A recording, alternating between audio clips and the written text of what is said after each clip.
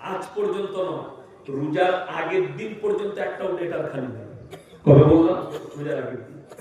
আমার বিবি ন্যাংটো ঘুরে বেড়ায়, যেটা প্রয়োজন আমার বাজারে গিয়ে খোঁজলেন বর্ধমান টাউনে, আমার জলসা না থাকলে বর্ধমান টাউনে সময় কাটাই।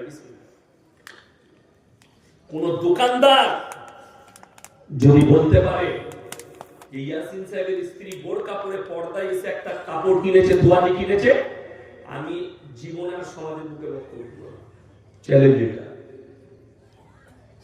তার প্রয়োজন আমাকে নিযুক্ত হবে, আমি যেখানেই থাকি, যে কাজই করি, জলসা করি আর যাই করি, আমি যখন জলসায় বের হয় আমি জিজ্ঞেস করে নিই কি কি প্রয়োজন আছে বাড়িতে, কি নেই। আমি যেতে যেতে রাস্তায় কিনে আমার গাড়িতে ভরা থেকে রাত্রে ঢুকি, নামিয়ে দিই, বাস ক্লিয়ার। এক সপ্তাহ বাজার করে দিই, 2 সপ্তাহ বাজার করে দিই, তাদেরকে যেন পেরেশান না হতে হয়, কোনদিন যেন পেরেশানির হালত না।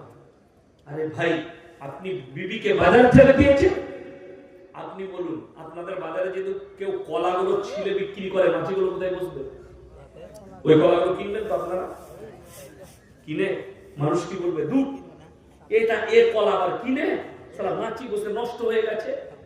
তোমার বউটা যদি বেপর্দায় যায়, তার লোকের চোখ লেগে খারাপ হয়ে যাবে, যদি ঢেকে রাখে ইজ্জত বেড়ে যাবে। আমার মা বোন, আপনারা নিজেদিকে ঢেকে দেখুন। মহিলারা যখন রাস্তায় বের হয় তখন বেপর্দা হয়ে হয়। এই সম্পর্কে আপনি কিন্তু বলুন যাতে এই গ্রামে মা বোনেরা পর্দা করে।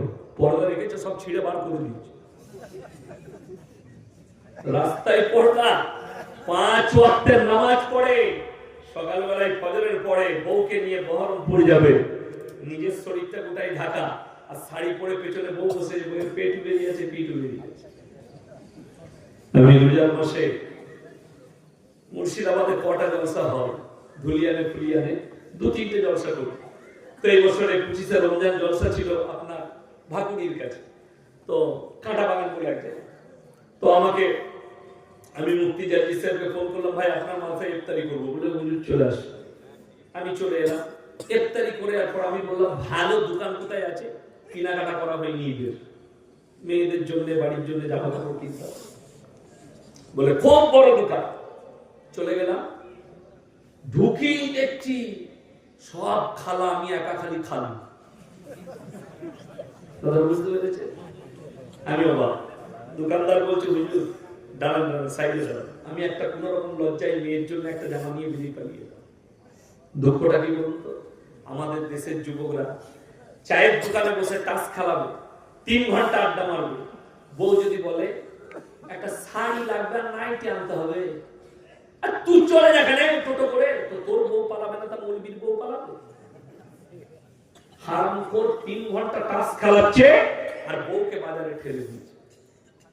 এক্সাম্পল দিচ্ছি, সভাপতি সাহেব আর আমি বন্ধু, ক্লোজ বন্ধু। আচ্ছা, বন্ধুর মধ্যে মজাক হয় না ভাই? কথা বলে মজাক। আমি যদি ওনাকে মজাক করে বলি, ভাই আপনার বইয়ের ব্লাউজের সাইজ কত, ঝগড়া হবে না? কথা বলে না? হবে না? হবে না? উনি আমার উপরে রেগে যাবে? এত বড় কথা।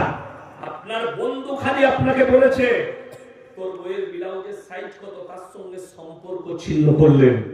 অথচ বিবি তোমার বাজারে গিয়ে একটা পর পুরুষ বসে আছে, তাকে গিয়ে বলছে দাদা আমার একটা 38 সাইজের ব্লাউজ দাও, তো তখন তোকে লজ্জা লাগে? কথা বোঝাতে পারলাম? নারীকে ঢেকে দাও, বাজার আপনি করবেন, আপনার দায়িত্ব। বিবির কাপড়, ভেতরের জিনিস, গোপনীয় যেগুলো প্রয়োজন স্বামী নিয়ে আসবে। যারা বিবিকে পাঠিয়ে দেয় বাজারে, যাও তোমার যা প্রয়োজন নিয়ে এসো, সে হচ্ছে দাইয়ুস, সেই হচ্ছে দাইয়ুস পুরুষ।